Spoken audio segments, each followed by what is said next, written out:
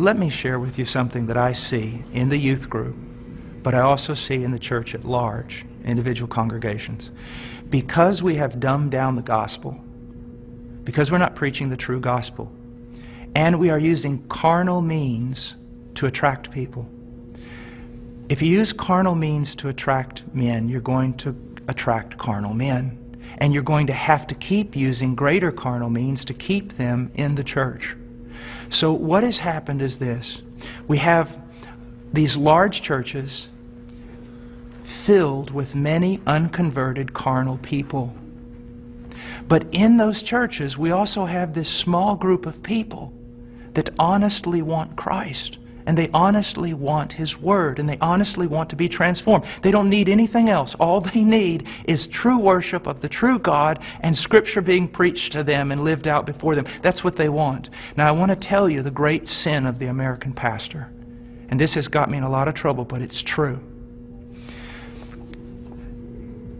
This small group of converted people in that local church, all they want is Jesus. And all they want to do is the right thing. They want purity, they want truth, they want Christ. But the pastor, in order to keep this larger group of unconverted people, he caters to them.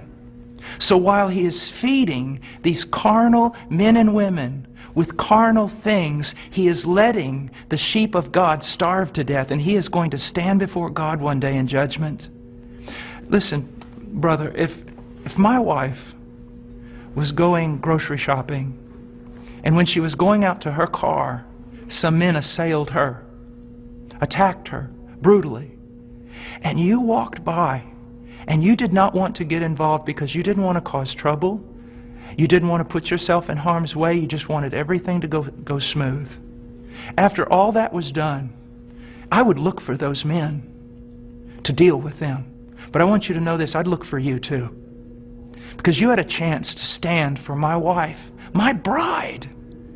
And out of self-preservation or wrong ideas, you did not do it. You're just as much responsible as those men who attacked her. And that's what's happening all throughout America with pastors. It's the bride of Christ. There are sheep in all these churches, many of them, even churches that seem somewhat heretical in places. You'll usually find a group of people who truly want Christ, but the leadership is catering to the carnal and letting the bride of Christ starve to death, impoverished. And that is wrong.